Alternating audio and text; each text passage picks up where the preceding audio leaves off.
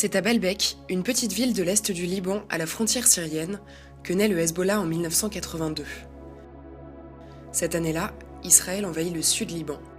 Pour combattre l'ennemi, un mouvement de résistance chiite voit le jour. Son fondateur, Hassan Nasrallah, lui donne le nom de Hezbollah, le parti de Dieu en arabe.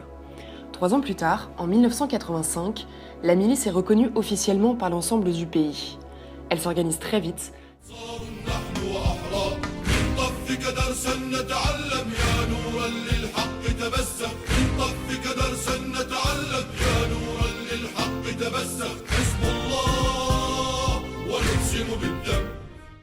C'est l'Iran qui finance le mouvement en lui fournissant des armes qui transitent d'abord par la Syrie.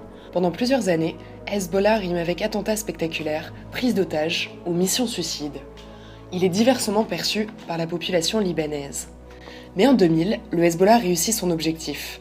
Après 2 décennies d'occupation, l'armée israélienne quitte le sud Liban.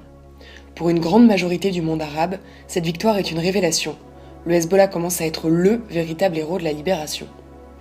En juillet 2006, une autre escalade de violence secoue le pays. Israël attaque le sud Liban, mais le Hezbollah l'attend au tournant. Il résiste.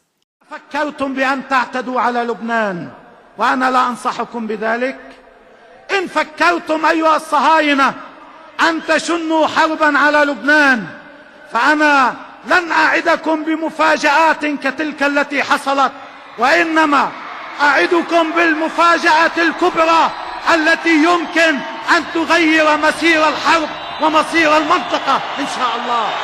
Après un mois de conflit, Israël se retire. Cette deuxième victoire renforce le prestige du Hezbollah, surtout en Syrie. Elle marque aussi la grande arrivée du mouvement sur la scène politique, sans grande surprise puisque le Hezbollah puisait sa popularité dans son fort ancrage social en gérant des écoles ou des hôpitaux. Parti politique officiel au Liban, le Hezbollah est diversement perçu par la communauté internationale. Les États-Unis, le Canada, le Royaume-Uni, l'Australie, les Pays-Bas et Bahreïn l'ont placé sur leur liste des organisations terroristes.